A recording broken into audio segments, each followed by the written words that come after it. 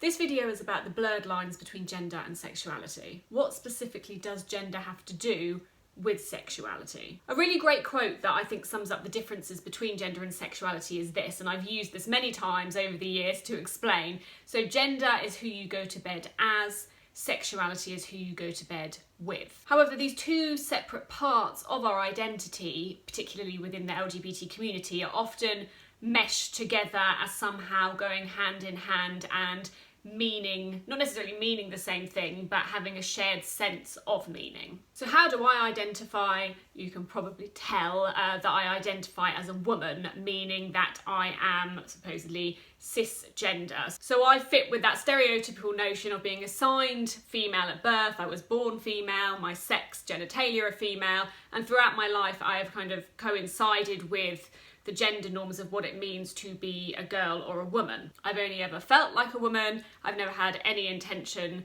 to want to be a man, although let's face it, my life probably would have been easier if I was one.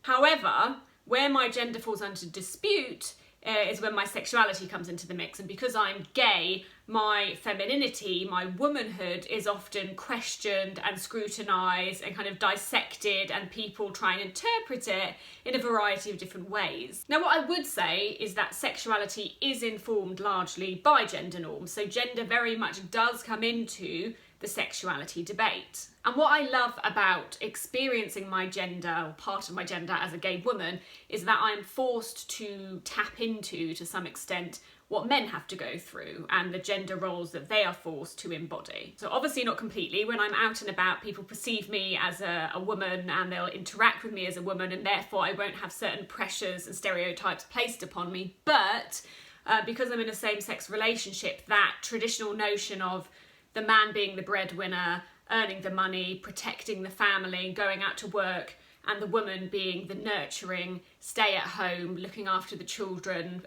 making sure the house is all intact. Those roles go out the window because I am forced to actually be within both roles, as is my partner. And I think this is really interesting for a lot of same-sex couples because we are forced into that situation.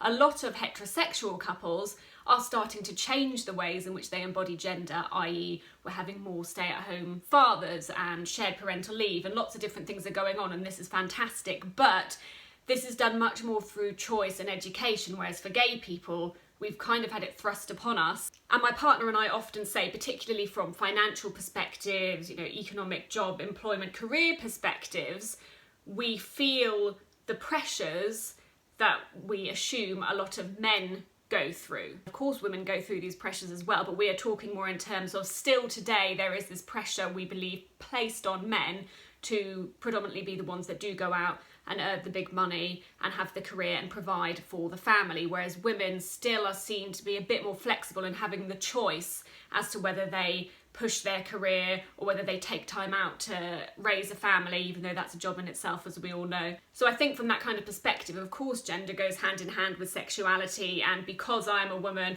and I'm in a relationship with a woman, our gender roles sometimes are called into question. And gender norms to some extent are governed by sexuality. Sexuality referring to sex, who you're sexually attracted to, who you're going to be in a relationship with, and there is intrinsically power embedded within that. Again, I really like the fact that as a gay woman I can choose to embody these more traditional stereotypes of what it means to be a woman, and you see same-sex relationships still embodying traditional stereotypes of someone being seen as the dominant one, the masculine one, and someone being seen as the more submissive feminine one.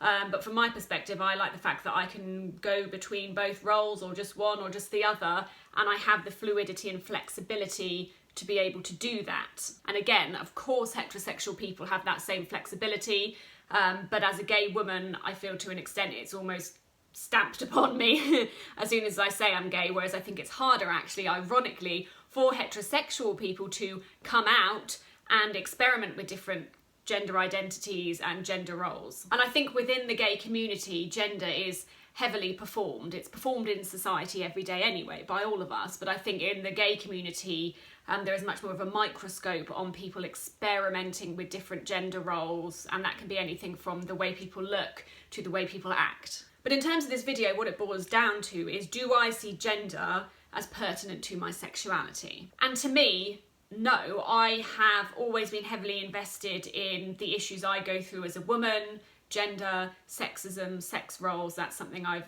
invested a lot of my time and energy and study to.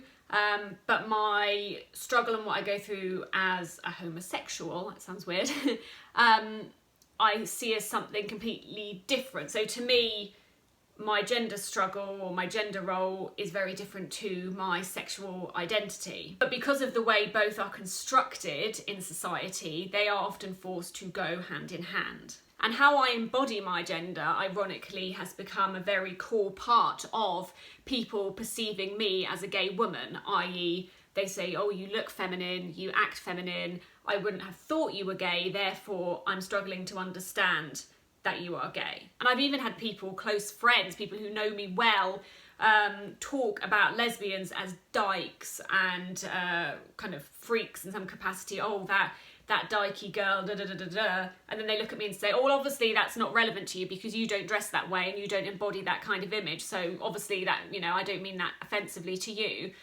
But it is offensive to me because just because somebody might look more stereotypically gay, or they may stray away from their prescribed gender role, why does that make them a less acceptable gay than me? And I think to a large degree there is a gendered experience of being gay. For example, myself as more of a feminine lesbian, I think fall victim much more to the commercialisation of lesbianism by the sex industry, the pornography industry, in that people will assume that I'm either a fake lesbian or that I'm just pretending to be gay or bisexual to get the attention of men, and that I am a commodity and a bit of eye candy. So all in all, and I appreciate I'm going around in a massive circle, gender and sexuality should not be interdependent. They are two separate parts of our identity.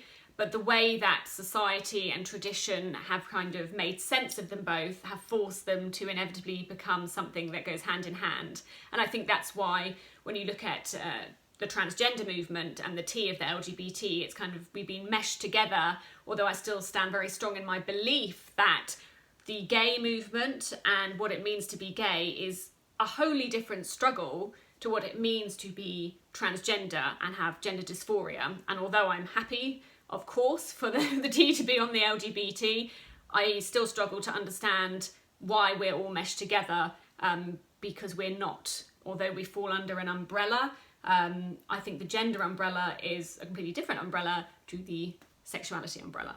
So what do you think? Does sexuality influence your gender identity, or does your gender identity influence your sexuality? Should both be forced to go hand in hand, or should we be looking at them from very different points of view? So many questions, such little time.